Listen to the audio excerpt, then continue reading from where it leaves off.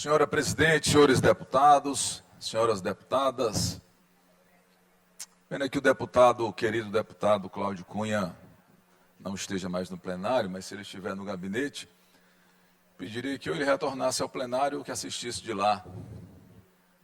Que o deputado Cláudio Cunha, além de muito querido, é muito divertido, e a fala dele de hoje foi bem oportuna. Até porque esse tema do calote, talvez a pessoa que encomendou a fala para defender o governador tenha cometido um erro, porque não é um tema que seja bom para o governo trazer para a discussão. É um tema sensível para o governo.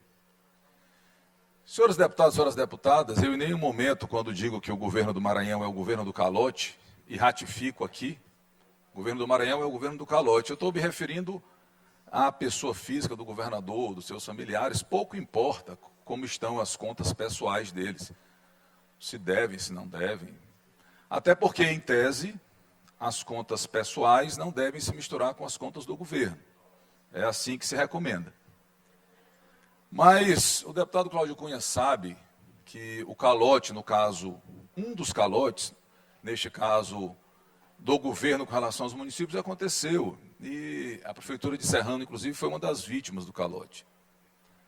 Então, todos os 217 municípios deixaram de receber o total de 95 milhões de reais que o governo do estado se apropriou, e isso aí chama-se apropriação indevida, apropriação indébita. Cada um aqui sabe que um município, alguns têm mais ligação com os municípios, com as prefeituras, outras menos. Algumas têm prefeitos que são familiares e sabem bem disso, que este recurso fez falta. Então, nós estamos falando de um calote real. Mas nós podíamos falar também dos depoimentos os mais diversos. O cantador do boi de Santa Fé, Zé Olinho, que fez até uma toada improvisada, um apelo poético para que o governo pague as atrações locais. Ontem, na página do Instagram do Boi de Guimarães, a diretoria do Boi disse que talvez não se apresentasse. Você sabe quanto deputado Rodrigo, deputado Rildo, deputado Júlio Mendonça, que o governo do estado deve para o Boi de Guimarães? 70 mil reais, referente a 2023.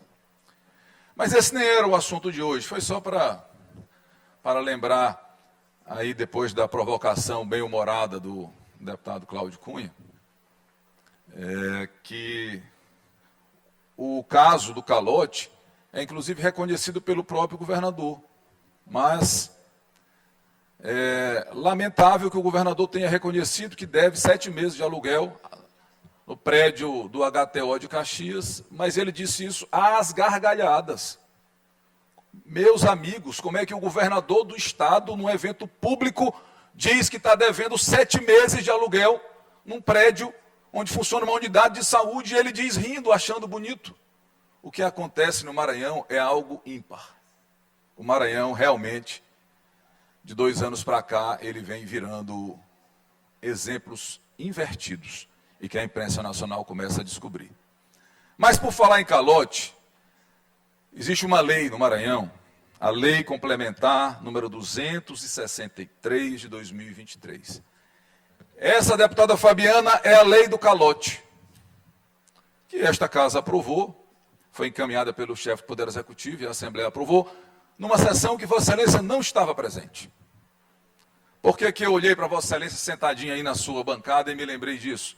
Porque Vossa Excelência não teve o direito de apreciar, nem de ser a favor e nem de ser contra.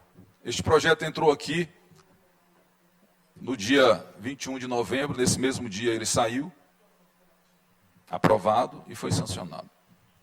Uma lei desta importância tramitou em um dia, e em menos de 24 horas de quando ela saiu do Palácio dos Leões, ela estava não só aprovada, deputado Rodrigo, deputado Lula, como ela já estava sancionada. Essa é a lei do calote. O que é que significa a lei do calote, colegas jornalistas que nos acompanham? Significa dizer o seguinte: significa inverter a lógica. O governo pede uma autorização e a Assembleia, por maioria, deu essa autorização para dizer assim: eu te devo, mas eu só pago se tu reconhecer que tu não tens o direito de receber a tua dívida. É mais ou menos assim.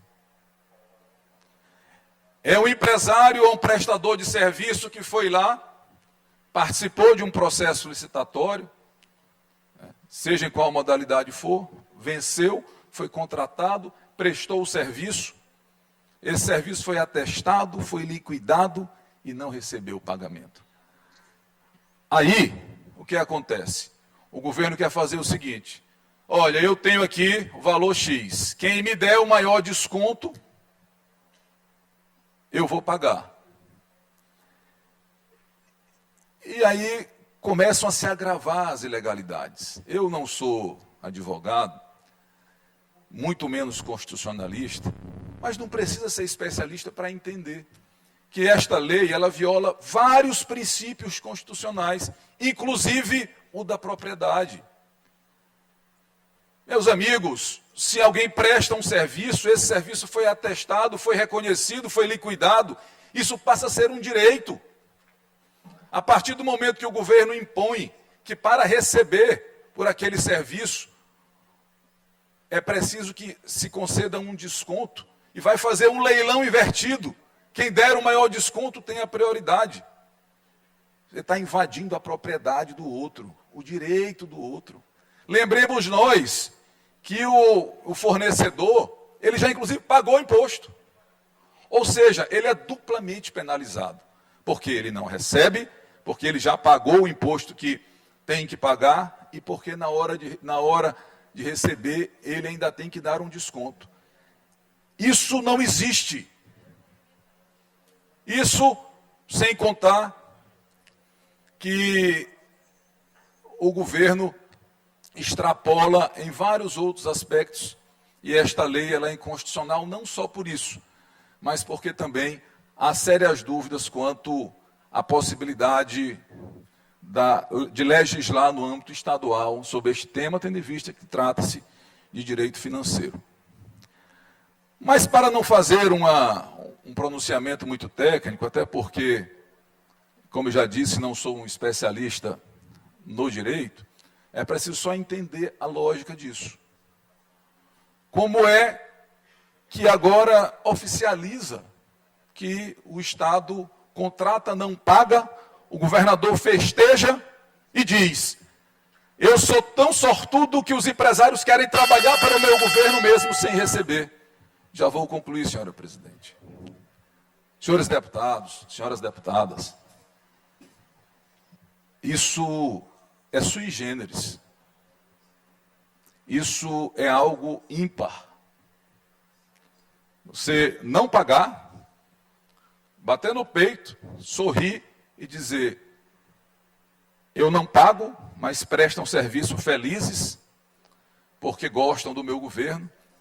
E agora concluo dizendo a vocês que o Partido Solidariedade entrou com uma ação direta de inconstitucionalidade, a ADI número 7642, sob a relatoria do ministro Fux, e, dentre outras coisas, pede que esta lei seja declarada inconstitucional em razão de vários vícios presentes nela. E deixo a reflexão para os senhores e para as senhoras. Hoje, o prestador de serviço do governo, ele se sente coagido. O governo deve, não paga e ainda diz mais: eu preciso que tu continue trabalhando, porque se tu não trabalhar, eu não te pago o que tem para trás, o que está lá pendente. Então essa é a realidade do Maranhão. Aí finalizo mesmo dizendo que em nenhum momento, como disse no início dessa fala, tratei da pessoa física do governador. Mas hoje, em razão de provisoriamente, e já faltam menos de 2 anos, graças a Deus, para terminar o governo, até que o governador saia do governo, mais importante do que a conta de pessoa física é a conta de pessoa jurídica. Porque não pagar as contas significa não ter estrada. E ontem eu recebi mais um vídeo. Conclua, deputado. Concluirei, senhora presidente. Eu recebi um vídeo lá da cidade de Viana, triste, em frente à cidade, um morador, mostrando os buracos na rodovia. Como eu recebi de um hospital ali, um outro hospital do estado, que tiveram que levar o paciente para outro lugar porque não tinha o raio-x funcionando. Quando o governo é mal pagador, quem paga é o cidadão e a cidadã que não tem o serviço. Fica para a reflexão de todos nós. Muito obrigado.